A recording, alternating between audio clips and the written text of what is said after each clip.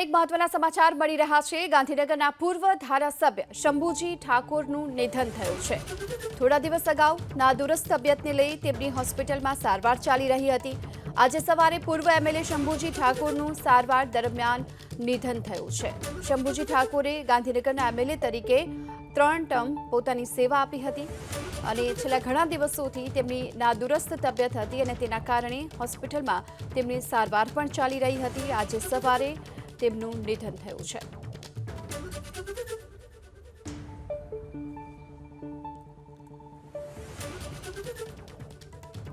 તો ગાંધીનગરના પૂર્વ ધારાસભ્ય શંભુજી ઠાકોરનું નિધન થયું છે। આજે સવારે તેમને અંતિમ શ્વાસ લીધા।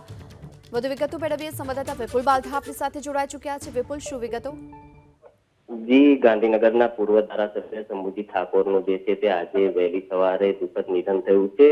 શંભુજી ઠાકોર જે છે તેઓ ગાંધીનગર અને ત્યારબાદ ગાંધીનગરમાં છૂટી પડેલી 2 બેઠકો ગાંધીનગર દક્ષિણમાંથી પણ 2 વખત એટલે કે કુલ 3 વખત ગાંધીનગર વિધાનસભાનું જે છે તે સેવાઓ પણ આપી ચૂક્યા છે। ધારાસભ્ય તરીકે 3 ટર્મ તેમને આ સેવાઓ આપી હતી, પરંતુ છેલ્લા થોડા દિવસોથી તેમની નાદુરસ્ત તબિયતને લઈને તેમને હોસ્પિટલમાં સારવાર માટે દાખલ કરાયા હતા અને સારવાર દરમિયાન જ આજે તેમનું નિધન થયું છે। તેમના પરિવારજનોમાં પણ તેમના નિધનને લઈને શોકની લાગણી વ્યક્ત થઈ રહી છે, પરંતુ ગાંધીનગરના 3 ટર્મ સુધી ધારાસભ્ય પદ અને સેવા આપેલા શંભુજી ઠાકોરનું જે છે તે નિધન થયું છે।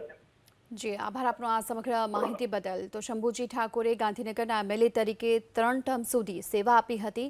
આજે સવારે તેમનું નિધન થયું છે। નાદુરસ્ત તબિયતને લઈ તેમની સારવાર હોસ્પિટલમાં ચાલી રહી હતી।